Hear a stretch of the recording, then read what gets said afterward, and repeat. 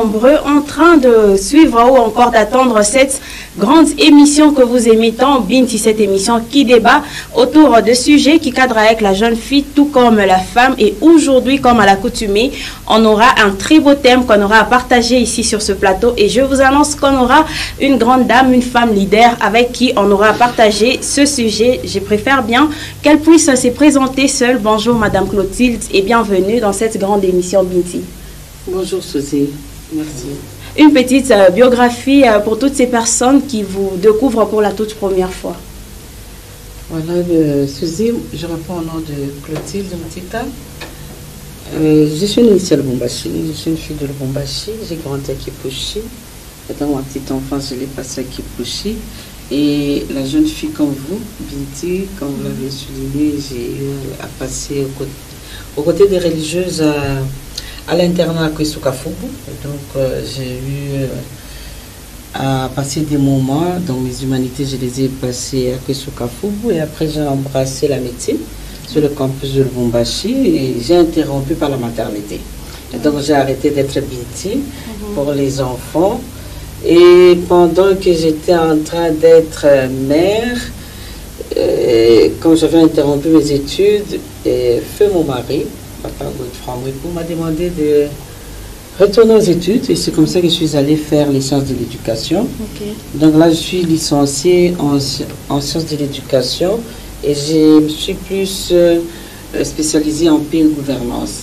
Et présentement, donc, je suis enseignante dans les universités plus catholiques de la place. Okay. Je donne plus le cours de leadership, paix, gouvernance, éducation à la paix. Je suis aussi présente à Moulolo avec mon cours de psychologie. Donc voilà, je sillonne un peu les universités de la place et dans les séminaires, encourageant plus les jeunes filles que vous êtes, un peu dans le sens de booster un peu les énergies, les capacités et les potentialités que les jeunes filles ont. Alors, à côté de mon petit métier en tant qu'enseignante, j'étais aussi la maire adjointe, donc politiquement engagée, maire adjointe de la ville de Lubumbashi de 2010 en 2015. J'ai eu à démissionner après toutes les turbulences, évidemment en refusant un peu le glissement. Donc, nous avons été au G7 en opposition.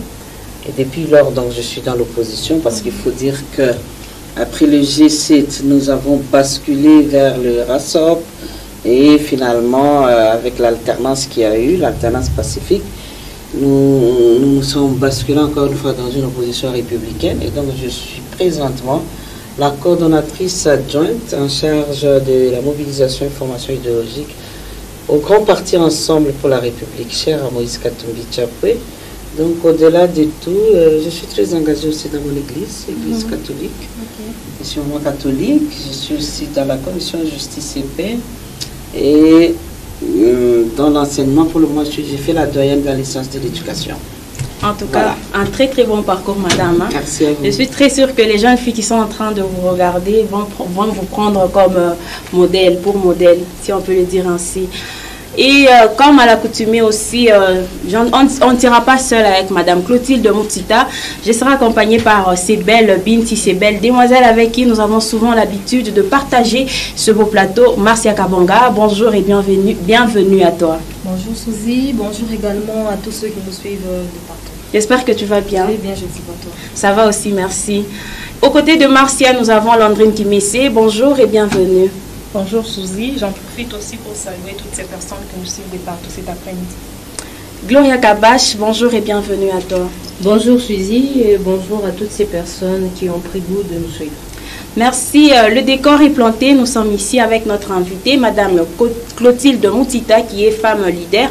Madame Clotilde Mutita, aujourd'hui, on a prévu un très bon thème pour nos téléspectatrices, mais aussi téléspectateurs qui sont en train de nous regarder. Et surtout que la République démocratique du Congo est en train d'avancer petit à petit vers les élections. Et c'est comme ça que nous, les Binti, on a prévu le thème « La jeune fille face à la politique ». Vous, en tant que politicienne, vous pouvez nous dire pourquoi la jeune fille doit s'intéresser à la politique ici chez nous en RDC, plus précisément dans la province du Haut-Katanga et même à Lubumbashi.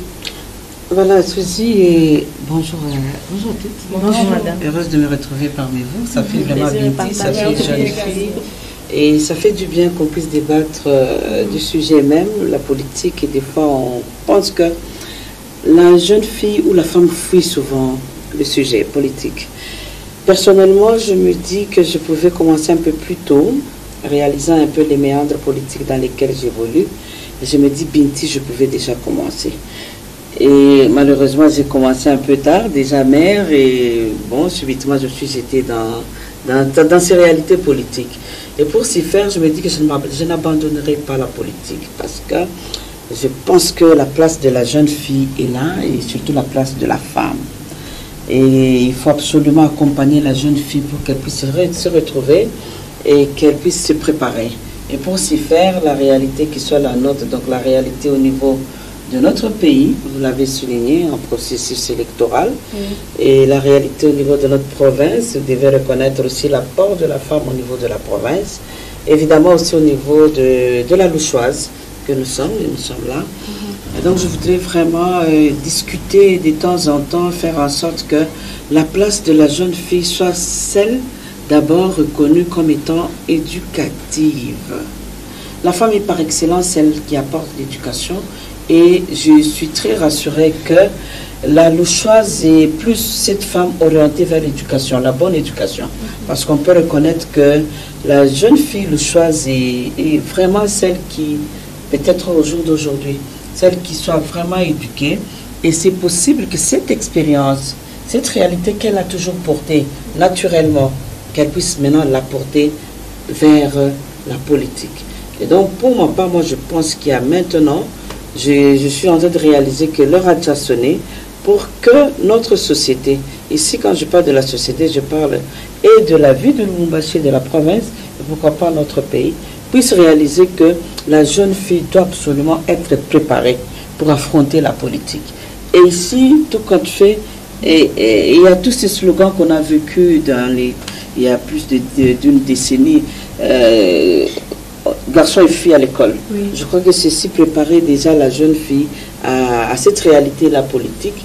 Et des fois, je me rends compte que plus la femme est éduquée, plus la femme est informée, plus la femme est formée, elle est vraiment en train de décomplexer déjà la réalité politique qu'elle doit affronter, et elle a déjà sa place, automatiquement. Et donc l'homme que nous avons connu il y a peu, celle que j'appelle souvent que c'est l'homme presque culturellement notre, cet homme-là qui pouvait croire que la femme n'a rien à apporter. Je crois de plus en plus que c'est ce genre d'homme. Quand je parle d'homme, je ne parle pas seulement d'homme, non, je parle de l'homme. De l'homme est en train de disparaître. Et plus découvrir ce que la femme a. Et donc ici, je pense que la fille doit vraiment être préparée pour affronter la réalité politique et être encouragée. Et je crois que c'est ce que je fais dans mon cours de leadership quand je commence à l'ouverture des années académiques durant, parce que ça fait plus de 10 ans que je donne ce cours. J'essaie de booster la jeune fille. Je lui demande d'être là, elle doit être vraiment prête pour sa formation et pourquoi pas d'être dans les instances de décision. Parce que rien à faire, c'est la politique qui impose. En tout cas, Gloria Kabash, partant de ce que Mme Clotilde Moutita vient de nous donner ici, donc les bienfaits, tout comme le fait que la jeune fille doit aussi s'intéresser à la politique. Tu penses toujours que la jeune fille doit vraiment s'intéresser à la politique? En fait, oui, ça peut être aussi un chemin qu'une jeune fille peut justement emprunter. Mais je me dis que de nos jours, bon, la majorité des personnes, les jeunes surtout, avant de se lancer dans la politique, ils ont une certaine vision. Et cette vision-là, elle diverge d'une personne à une autre. Il y a ceux qui veulent emprunter la politique ou encore embrasser la politique pour se faire, je ne sais pas, un gain. Il y a d'autres qui embrassent la politique pour la visibilité, pour la célébrité. Et il y a aussi ceux-là qui embrassent la politique pour justement aider le peuple. Alors, vu ces trois visions différentes, je me dis que la jeune fille aussi peut avoir sa place, d'autant plus que Madame Clotilde vient de le dire ici, la jeune fille a tout à fait sa place dans le monde de la politique, hormis l'homme, si on peut le dire ainsi. Alors, avant justement de se lancer dans cette carrière, Madame Clotilde a épinglé ici le problème de préparation. Oui. Je me dis que ce problème de préparation, c'est cette option de préparation, c'est un problème auquel nous sommes butés. Pourquoi? Ici à Lubumbashi, nous n'avons pas d'encadreur. Okay. D'encadreur, nous n'en avons pas. Une jeune fille peut avoir cette idée ou cette vision-là de se lancer dans une carrière politique, mais elle n'a pas de mentor. Elle n'a pas quelqu'un pour la soutenir. Et c'est comme ça que, je ne dis pas que c'est ça, mais dans la majorité des cas, c'est comme ça que certaines jeunes filles se retrouvent piégées avec certains monarques de la politique. La jeune fille se retrouve coincée comme ça et elle est soumise à des conditions. Si tu fais pas ça, il y aura ça. Si tu fais pas ça, il y aura pas ça. Tu vois? Donc je me dis, la préparation, c'est une bonne idée. Mais comment s'y prendre? Surtout ici à Lubumbashi. Voilà pourquoi les jeunes préfèrent s'intégrer dans des partis politiques. Oui.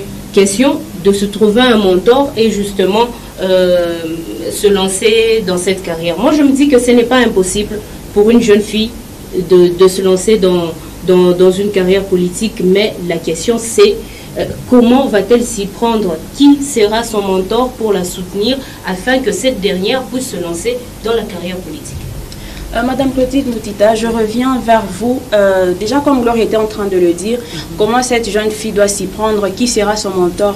Pensez-vous qu'il y a tous les mécanismes mis en place pour que cette jeune fille-là soit soutenue si elle veut embrasser la carrière politique? Peut-être vous, dans votre parti, cela se fait, mais est-ce que tous les partis politiques mettent ces genres de dispositifs pour que la jeune fille se sente vraiment se sente entre les bonnes mains pour embrasser la carrière politique?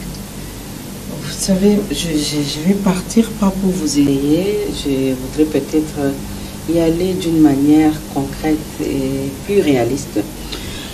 La réalité est que c'est un domaine où des fois les cadeaux n'existent pas.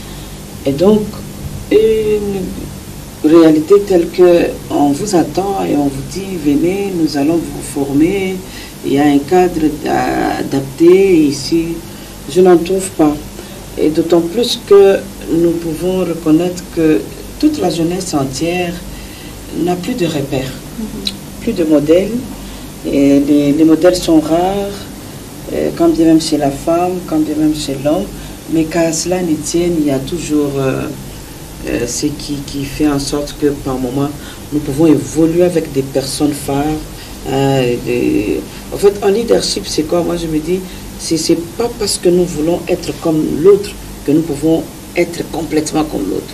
Et donc, il y a possibilité de joindre les côtés, dire, bon, voilà, ce bon côté et à cet autre côté. Ici, il est tout simplement question d'une volonté individuelle, d'une volonté personnelle, d'une conviction quelque part de la part de la jeune fille. Et de temps en temps, moi, je me dis, la fille doit d'abord être plus observatrice, elle doit observer la société. Elle doit se dire que, bon, je suis en train d'être formée, il y a quand même des personnes devant moi, un peu comme Laura l'a dit, il y a des mentors, il y a des personnes, on peut admirer même de l'un. Bon, moi, je pense que la façon de faire de telle dame, de telle maman ou telle qui évolue en politique, je peux toujours embrasser. Et donc, il y a cette volonté qui engage déjà la personne ou la jeune fille qui peut faire en sorte que dès qu'elle s'engage politiquement, elle se trouve déjà dans cette ambiance-là qu'elle-même apporte. Et donc, il y a ce vouloir-là que la jeune fille doit absolument d'abord aussi avoir et après joindre ces milieux. Donc, un cadre jusque-là, je n'en trouve pas. Et d'autant plus que nos écoles, nos universités sont politiques. Et ça, j'ai toujours plein aussi parce que je me dis, cela fait partie de mon cheval de bataille. Je me dis que je ne quitterai pas l'enseignement, l'éducation, parce que pour moi, je me dis que si la fille la jeune fille doit être préparée, c'est vraiment d'abord par l'éducation. Et je pense qu'il faudrait revoir un peu, que nous puissions avoir des cadres qui préparent les jeunes. Ici, je ne voudrais pas parler seulement de la jeune fille. Des jeunes gens et jeunes filles à faire la politique. Et donc, s'il y a une université pour ça, et parce que nous pouvons parler des SPA, les sciences politiques. Non, là, ça ne c'est pas pour les politiciens. Non. Trop de Et là, théories. oui, là, ils sont préparés pour être des chercheurs. Et là, donc, nous devons peut-être trouver ces cadres-là pour préparer notre jeunesse.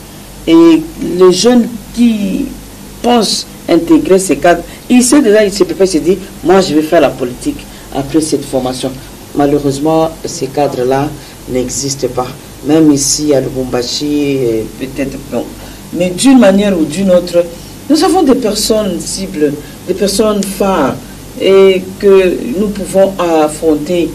Et il y a même des hommes que moi j'appelle des hommes avisés, des hommes genrés, qui peuvent facilement détecter le charisme chez une personne. Il y a des personnes qui peuvent dire, non, celle-là, il peut bien faire la politique, et elle a tous les atouts. Il suffit juste de l'orienter, une certaine orientation, un certain encadrement, et la jeune fille peut vouloir aimer cette carrière-là. Et non plus faudrait réellement dire à la fille que c'est pas non plus facile. Parce que ce qui est vrai, le terrain politique auparavant, tout le monde pouvait croire que ça faisait un peu fauteuil pour la jeune fille. Ça faisait qu'on devait se présenter très bien, il faut être belle, il faut être... Bon voilà, ça fait des filles comme ça. Il faut aussi reconnaître que ce temps-là est passé. Au jour d'aujourd'hui, belle, mais quand on a une tête bien faite, et c'est beau encore. Et moi, j'essaie de dire à mes étudiants, écoutez, quand vous pouvez bien présenter, vous avez votre make-up là, vous voyez un peu maintenant, toutes les filles se maquillent. Hein? Auparavant, ça peut quand la personne se maquille, vous voyez celle-là, n'est pas très bonne fille. Hein? Mais au jour d'aujourd'hui, ça fait encore plus beau quand la fille, elle présente bien, elle peut bien, elle a une bonne diction, vous êtes là, je vous entends parler, vous vous organisez. Et ça fait du bien quand la fille est encore plus intelligente et elle s'engage politiquement. Je vous assure, il y a même la société qui peut être fière de cette fille et l'encourager. Personnellement, moi j'ai été encouragée par mon mari. C'est mon mari qui m'a demandé d'intégrer, de faire la politique. Et donc j'ai eu la bénédiction d'un homme qui m'a accompagné. Et donc ici, moi je pense qu'il y a possibilité que nous puissions trouver des bonnes volontés politiques dans les fiefs des aînés qui peuvent se dire, bon voilà, nous devons accompagner des jeunes filles. Et les bonnes volontés, des fois, il faut les détecter. Ils existent. Donc nous devons peut-être travailler à ça et encourager la fille sur ce terrain-là. Merci Madame Clotilde. Landrine Kimessé, aujourd'hui en tout cas, la société ne nous permet pas d'embrasser, ne permet pas, voulais-je dire, à la jeune fille d'embrasser la carrière politique. Pourquoi? Parce qu'il y a beaucoup de préjugés qui entourent la politique et tout. Et partant de ce que Madame Clotilde, cette femme leader, vient de nous dire, c'est toujours mal pour qu'une fille embrasse la carrière politique. Merci beaucoup Suzy. Déjà pour commencer, moi je vais dire que c'est pas mal. C'est comme Madame Tita venait de le dire, par manque de formation, parce qu'on a eu des parents aussi, nos mamans qui n'ont pas eu cette chance-là aussi de faire des formations en politique. Déjà, quand tu commences à parler de la politique, déjà, voire même à la maison, c'est compliqué parce que on s'est dit, ce sont des vies qui sont exposées, voir que tu dois combattre, je ne sais pas, pour la nation, pour le pays. Et les parents, par moment, les parents ne sont pas toujours d'accord que, je ne sais pas, sa fille embrasse ces métiers-là. C'est par manque de formation quand vous regardez bien les statistiques de ces pays. Moi, j'ai y à regarder. J'ai fait un coup d'œil. Quand je regarde bien en 2006, on avait que je pense 8% des femmes qui étaient dans les gouvernements. Avec le régime actuel, je pense avec le gouvernement Sama 1, si je ne me trompe pas, on n'avait que 17%. Donc si je ne me trompe pas, je ne sais pas 13 femmes, je ne sais pas. Avec Samadé, là on a augmenté juste de 10%. Là on a 27% de femmes. Donc 16 ministres sur 41, il y a 41 hommes qui ont été nommés, mais 16 ministres femmes. Moi je me dis aujourd'hui on est arrivé à ces points. Pourquoi? Parce qu'il n'y a pas eu de formation. Donc la femme ne s'évade pas dans la politique. Donc la femme s'évade beaucoup plus peut-être à faire la couture, à faire, je ne sais pas, l'enseignement, le commerce. Et la femme s'est dit, en tout cas, ce sont des choses que je ne peux pas embrasser. Pourquoi? Parce que je risque de mettre ma vie en danger. Et comme la société aussi ne cesse de dire chaque jour, chaque matin, et les femmes politiciennes, ce sont des femmes qui sont exposées, ce sont des femmes qui sont aux portées des hommes politiciens. Ce sont des choses qui font un peu peur aux jeunes filles d'embrasser ces métiers. Pourquoi? Parce que la jeune fille se vend dans des risques où elle sera mal considérée dans la société. Elle ne sera pas prise avec beaucoup de valeur. Pourquoi? Parce qu'elle fait la politique. Ce sont des femmes qui ne se respectent pas beaucoup. Pour moi, j'aime être clair dans mes mots. Ce sont des femmes qui ne se respectent pas. Selon les dires des gens. Selon les dires des gens. Je ne sais pas, pour être, je sais pas, ministre, pour être gouverneur, pour être maire de la ville, il faut être, je ne sais pas, femme de quelqu'un pour arriver à ces postes. C'est un peu ce qui porte beaucoup de confusion dans la tête des jeunes filles. Si je peux le dire comme ça. Madame Clotilde, vous allez ajouter, je sens que vous avez quelque chose à ajouter. Qu'on prenne la vie de Marcia. Marcia, aujourd'hui, il y a de ces filles-là, déjà qu'on est dans une période électorale, hein, il y a de ces filles qui voulaient aussi voir leur nom aller déposer à la députation peut-être provinciale, nationale et tout, mais les parents ne sont pas d'accord. Et déjà que tu es célibataire, tu n'as même pas quelqu'un dans ta vie et à embrasser la carrière politique, quel homme va t'approcher? Partant de ce que Mme Clotilde vient de nous dire. Merci Suzy pour la question. Bon, tout dépend d'une personne à une autre. Si tu aimes quelque chose, même si un homme ne t'accepte pas, ça va faire quoi?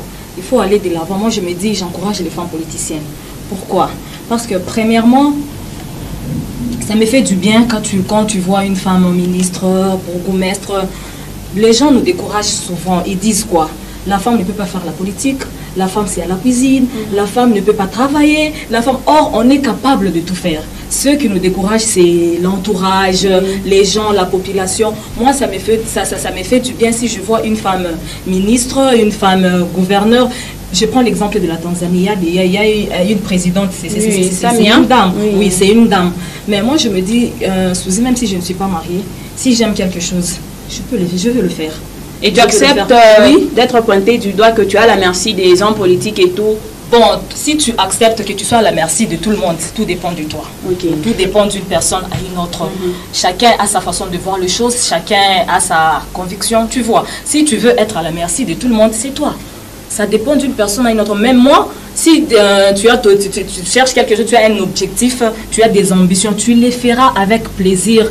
Même si on te disait, pour être telle personne, il faut que tu sortes avec telle personne, on ne va pas me noter. Si c'est bien, j'accepte. Si je vais faire ce qui est bien, ce qui est mauvais, je ne le ferai pas. Alors, les femmes, souvent, elles sont découragées. Souvent par les hommes. Parce que les hommes disent quoi? Moi, ma femme, elle ne fera jamais la politique. Elle ne fera jamais ceci. Pas seulement les hommes, hein, même la famille aussi. Bon, la famille... Bon, il y a de ces familles-là qui ne sont pas civilisées. Ah oui, c'est un manque de civilisation. Oui, il y a de ces familles-là, personne n'est allé à l'école. Donc, tout ce que vous faites là, si on voit un journaliste, même les journalistes, ils sont traités de tout mot. Ils sont exposés, surtout les femmes, elles sont exposées. Même les femmes politiciennes, les gens disent toujours, mais si tu es né dans une famille où les gens sont civilisés, les gens comprennent facilement les choses, ils vont accepter. Mais il y a de ces familles-là. Bon, donc ils voient tout dans le mauvais sens. Côté. Si on te nomme ministre, eux pensent que peut-être tu étais la femme de telle. Oui. Et ceci, c'est là. Moi, j'encourage les femmes à faire la politique. En tout cas, moi, moi, ça me fait du bien quand je vois une femme parler. Deux fois, on se sous-estime, on s'est dit, on ne peut pas y arriver, on ne peut pas faire telle chose. Or, on est capable de faire même plus que les hommes. Ce qui nous décourage, c'est ce qui nous retiennent, c'est le découragement des gens. Les gens nous découragent. Moi, j'ai fait la politique, même si je ne suis pas mariée. Je peux le faire. Oui, si j'ai les ambitions, j'ai besoin d'aider la population avec mes idées, mes projets. Je les ferai sans inquiétude, en toute quiétude. Même si les gens parlaient, en tout cas, moi, ça m'est égal. Moi, j'aime bien les femmes qui font la politique. Je les encourage. Gloria Kabash, aujourd'hui, comme on était en train de le dire ici, il y a ces filles-là qui veulent vraiment embrasser la carrière politique. Elles ont quelque chose à apporter à la politique de la RDC, à la politique du pays, à la politique de la province, mais l'entourage, la famille, que tu sois marié, que tu sois célibataire, tant que tu es une femme politicienne, tu seras à la merci des hommes politiques, des chefs. Si tu peux donner ton point de vue par rapport à ça.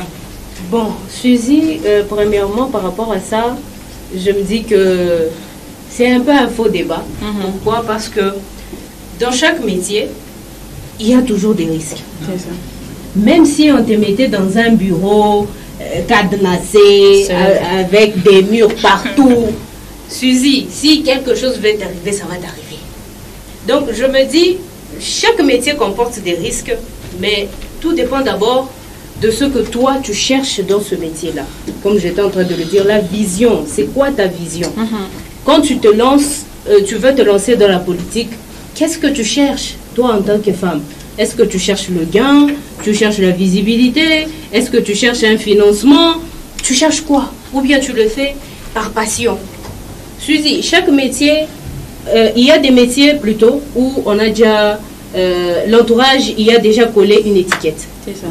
C'est comme la politique, c'est comme le journalisme, c'est comme le modélisme. Donc, des métiers qui suscitent une certaine popularité, on y a mis un cachet dessus. Maintenant, c'est à nous qui œuvrons peut-être dans ces différents métiers d'essayer d'effacer ces stéréotypes, tu vois, d'effacer ces préjugés pour que la génération qui va venir après nous, ou bien les tout petits qui sont déjà avec nous mais qui ne sont pas encore adultes, puissent quand même trouver un champ bien préparé, un champ bien aménagé, si on peut le dire ainsi. Donc, je me dis que c'est un faux débat, parce que si une jeune fille aimerait justement faire de la politique, moi je trouve qu'il faudrait plutôt l'encourager que de le décourager, si je peux le dire ainsi. C'est comme nous journalistes, nous sommes là dans les médias. Tu es journaliste sportif, tu es journaliste politique, mais tu es animé d'une certaine passion. Oui. Tu le fais. Suzy, même quand nous passons comme ça à la télé, il y a des noms qu'on nous colle, sans que nous le sachions. Mais qu'est-ce qu'on fait? La passion du métier, l'amour de ce métier. On continue d'œuvrer pour éduquer la population et essayer d'être des modèles pour toutes ces personnes-là qui nous suivent. Donc, il en va de même avec la politique. Oui. Si tu es une jeune fille, fixe-toi une vision. C'est quoi ta vision? Qu'est-ce que tu recherches en te lançant dans cette carrière politique? Si c'est le gain, si c'est la célébrité, ou encore si tu es passionné de ce métier-là, tu peux justement bien le faire sans que tu ne puisses trop appuyer sur les préjugés de ton entourage. Donc, je me dis, tu as un objectif, tu as un rêve, tu peux l'atteindre sans que tu ne puisses trop faire attention à l'entourage des personnes. C'est vrai, il y a des critiques ou encore des conseils que tu peux prendre, qui peuvent t'aider à avancer, mais ce qui ne peut pas t'aider à aller de l'avant, je laisse carrément. Tu as quelque chose à ajouter? Je vais ajouter, parce que Suzy, il y a aussi ces filles-là qui ne sont pas vraiment intelligentes. Alors, tu veux faire la politique, tu ne sais pas ce que tu cherches, donc tu n'as aucune ambition dans la tête, alors on va te mater facilement. C'est peut-être aussi parce que les politiques ne donnent pas aussi leur vision. Eux, ils appellent les gens à venir pour, je ne sais pas, remplir leur parti politique. Non, même... Ce n'est pas aussi de la faute à la jeune fille, si je comprends bien. Non, Suzy, parce qu'il y a ces filles-là, bon, j'aime bien faire la politique, mais tu ne sais pas ce que tu cherches, tu n'as aucune ambition, tu n'as aucune idée. Alors, tu pars seulement comme ça, vaille qui vaille. Là, tu seras à la merci de tout le monde. On te dit, bon, on te propose, tu feras ceci, tu n'es pas intelligente, on t'aide.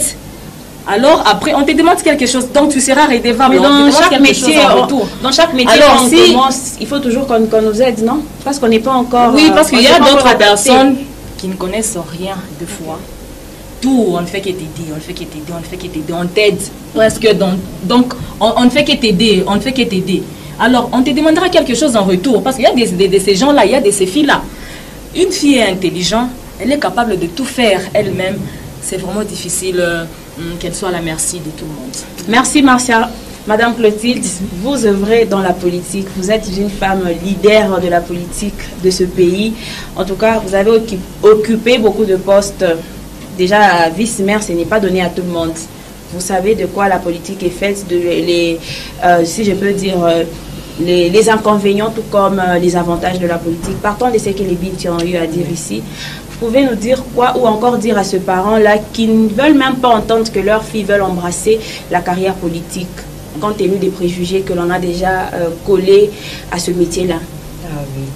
Alors les filles, vous êtes diversées, hein? J'ai aimé vos interventions.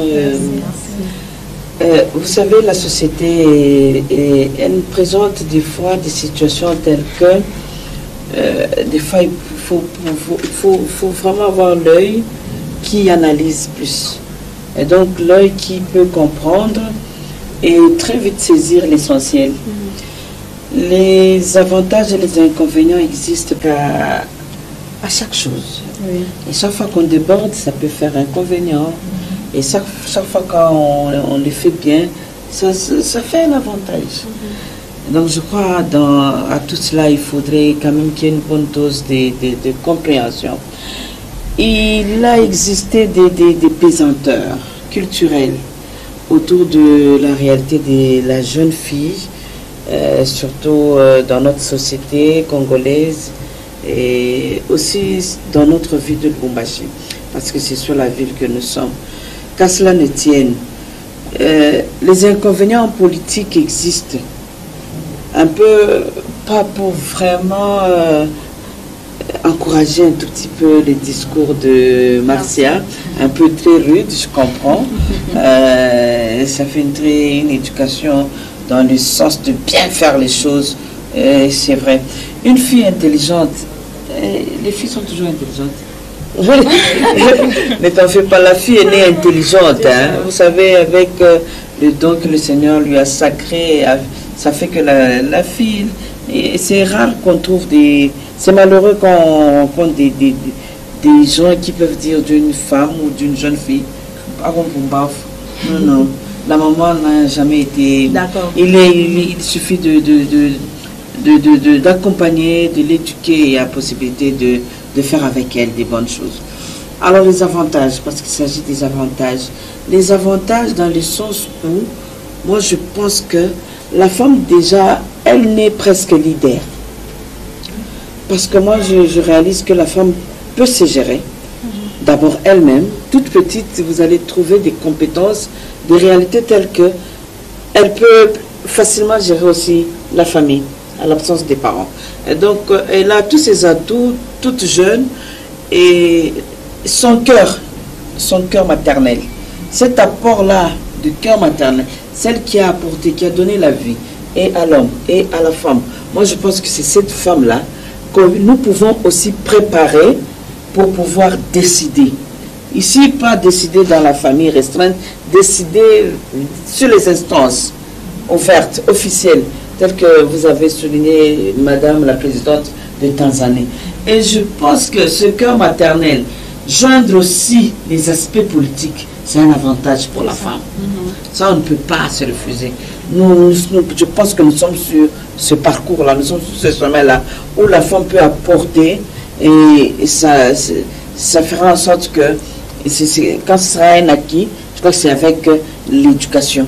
Et moi, je pense que la femme doit être vraiment préparée, qu'elle puisse être préparée à étudier, et vraiment faire des bonnes études. Et dès qu'elle est formée, elle est capable de tout. Moi, je ne crois pas qu'il y ait un domaine qu'on peut mettre de côté pour la femme. Là, c'est un avantage. Donc, l'avantage majeur pour la femme, c'est d'abord cette formation-là, cette éducation, et qu'elle peut apporter en politique. Et être en politique, je trouve, et je suis très rassurée, je peux mettre ma main à couper, que la présence d'une femme en politique a toujours apporté un côté positif. C'est possible qu'elle soit aussi amenée à des sentiments. C'est un être humain. C'est tout à fait normal. Mais une femme vraiment éduquée à comprendre, à censurer, je crois qu'elle a toujours ce cœur maternel-là. Et on ne peut pas faire la bête, la femme qui a voulu qu'on puisse couper en deux les morceaux. Je n'en crois pas tellement. Parce que déjà, politiquement, nous y allons pour le social. Oui. Et quand on y va pour le social, c'est pour le bien-être de notre population. Cette femme, elle peut sembler ignorer cette réalité-là, mais la réalité va la coller. Donc elle peut toujours bien juger.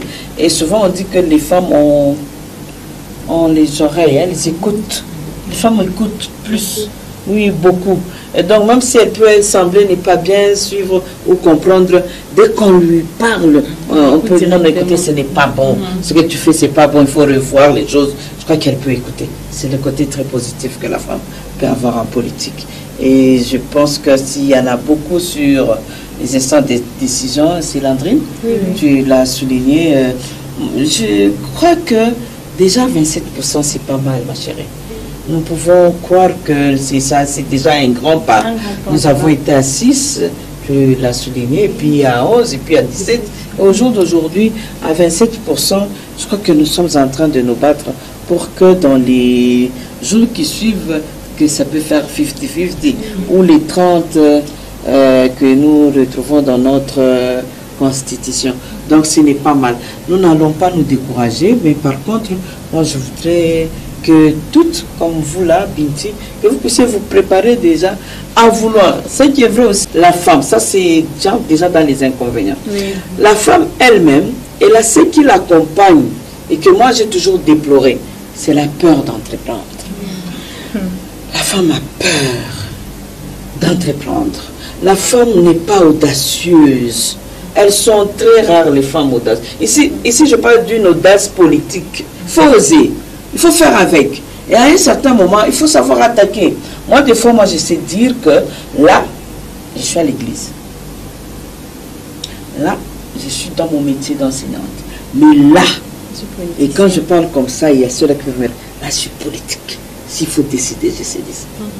Là, on doit vous sentir. Ils doivent comprendre que là, ça fait une femme politique, une femme de décision. Mais quand la femme doit lâcher à un certain moment, vous voulez y aller, bon, vaille que vaille, les autres vous prennent comme cela. Et tout à l'heure, j'ai compris qu'elle a rebondi un peu à ton discours, disant qu'il y a des femmes, non, elles sont là, elles acceptent tout. Non, c'est par rapport déjà à son état. Là, ça fait quand même à un certain moment que la femme doit revoir les choses.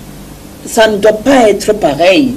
Elle a une éducation qu'elle poursuit, elle a un idéal, elle a une vision, et au-delà de tout, il y a une philosophie qu'elle doit entamer.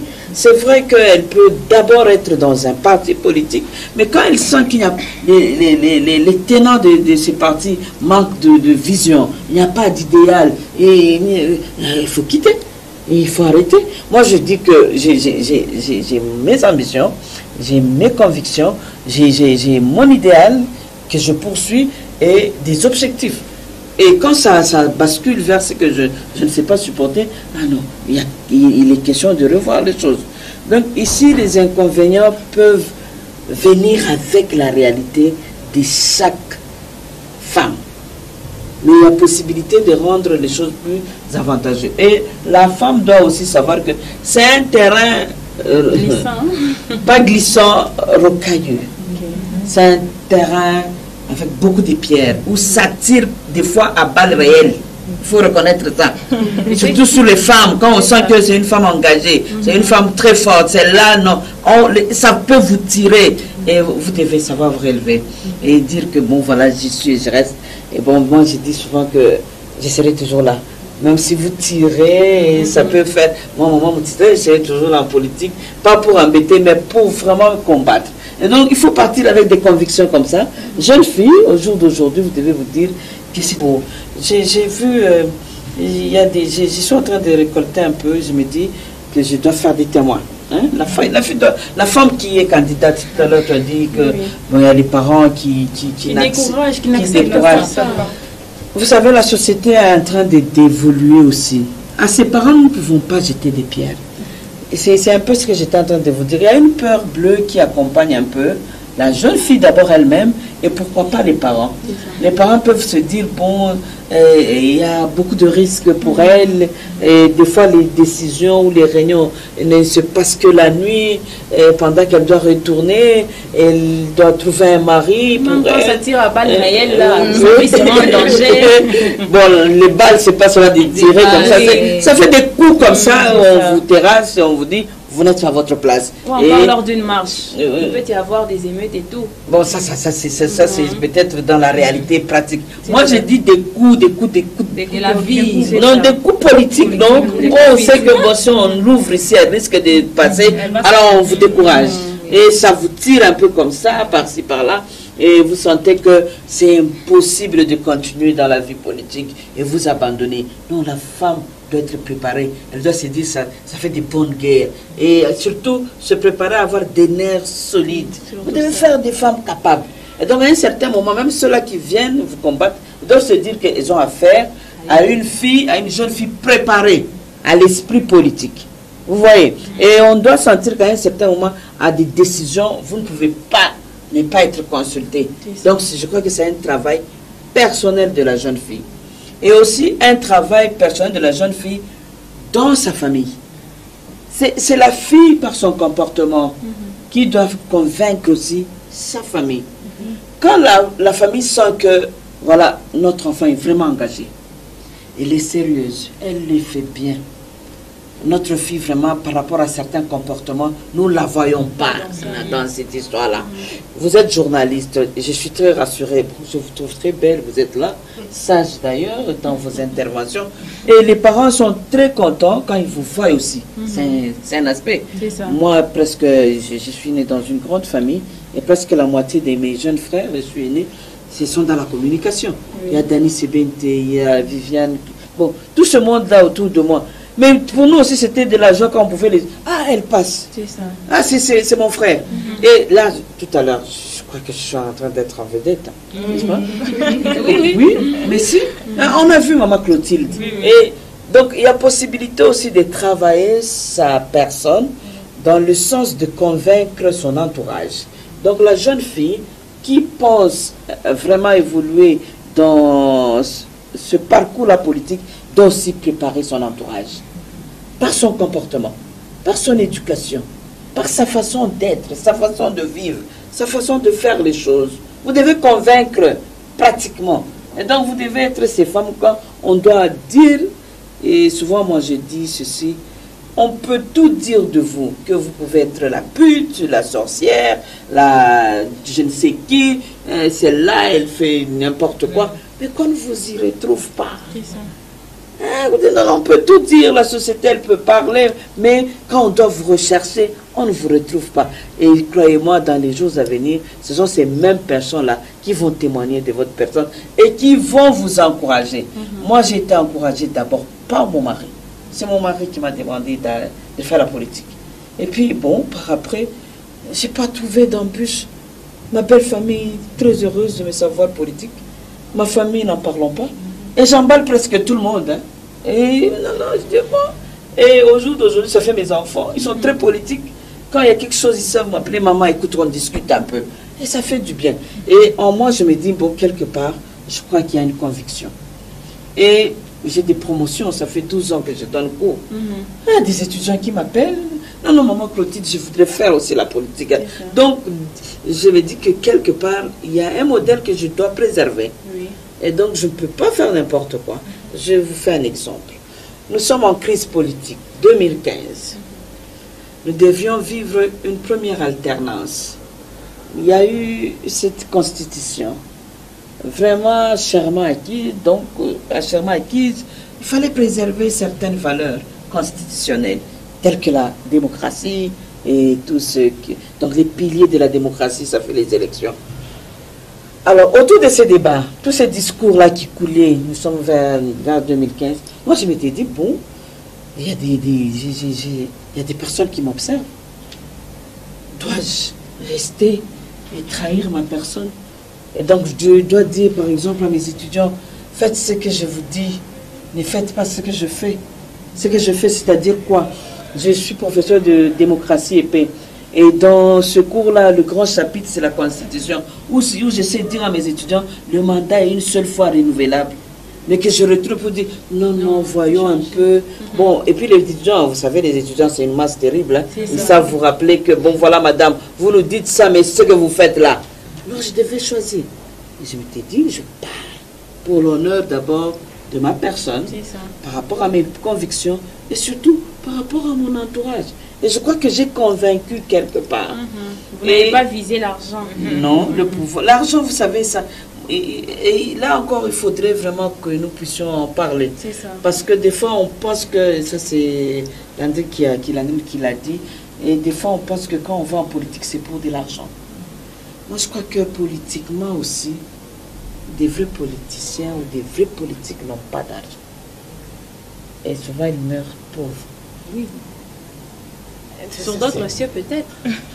Au Congo, on a une autre image de ça. Malheureusement, oui. Surtout ces derniers temps. Quand quelqu'un est politique, c'est qu'il est précaire, sa famille n'est même pas ici. Ils vivent en tout cas la belle vie. C'est peut-être ça.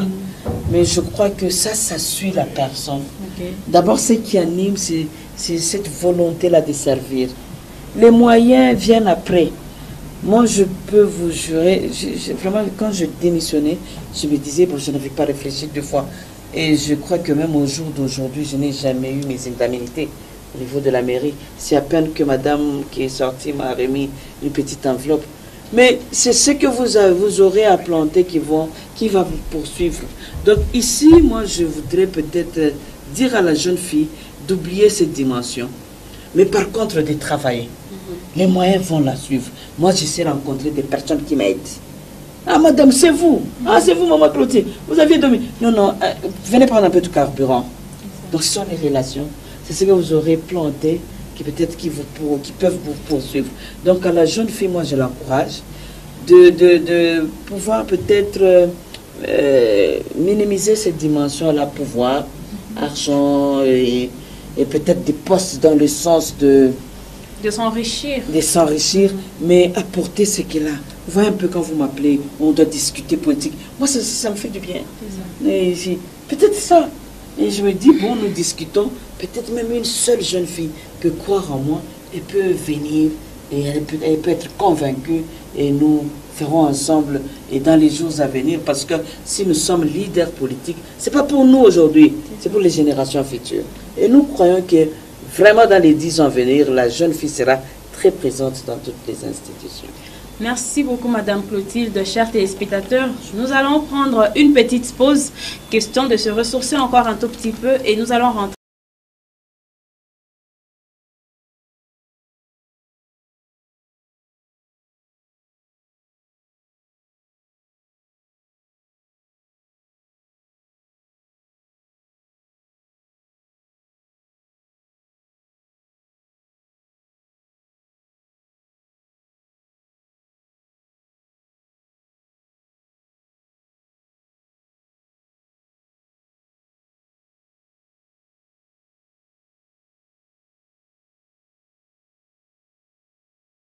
Qui viennent de nous prendre diffusion en cours, nous parlons tout simplement de notre grand thème d'aujourd'hui qui est la jeune fille face à la politique, et nous recevons pour vous cette femme leader, cette femme qui a inspiré plusieurs personnes à embrasser la carrière politique.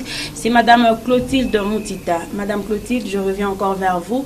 Si votre mari vous a quand même encouragé, la belle famille vous a encouragé à faire la politique, cela n'est pas le cas peut-être pour certaines femmes qui veulent vraiment, qui s'évoient dans la politique, mais la famille, son mari qui dit non, tu es une femme mariée, tu ne dois pas faire la politique. Cette femme-là, comment doit-elle s'y prendre par rapport à ça? Voilà, ça c'est une réalité malheureuse, mais qui est vraiment vécue. Oui.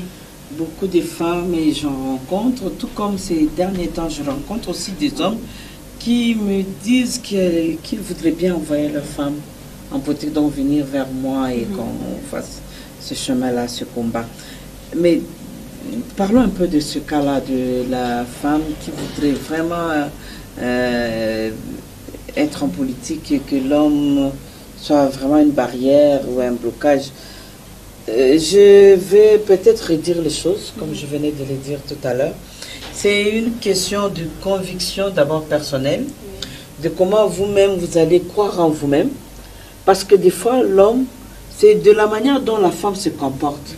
Si déjà la femme est très faible, peut-être en esprit, quand la femme ne sait même pas s'organiser chez elle, quand elle ne sait même pas prendre soin de son homme, quand elle ne sait même pas bien gérer sa maison, Comment voulez-vous qu'elle soit encouragée par cet homme-là et qu'elle fasse la politique? Non.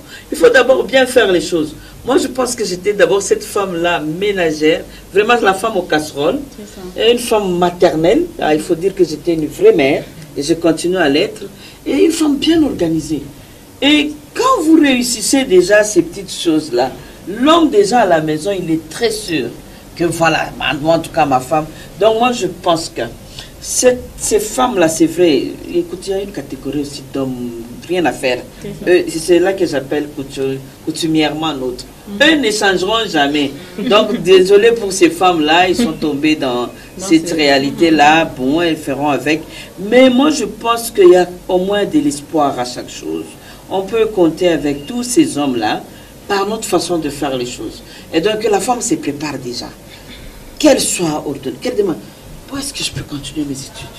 Écoute, très forte là, elle peut déjà tenir très bien sa maison, elle peut déjà bien tenir son homme est toujours chic, hein, cravate là propre, attentionné. D'abord déjà l'homme se sent bien, bien encouragé, et la femme a déjà tout fait chez elle déjà. Sa maison est déjà prête.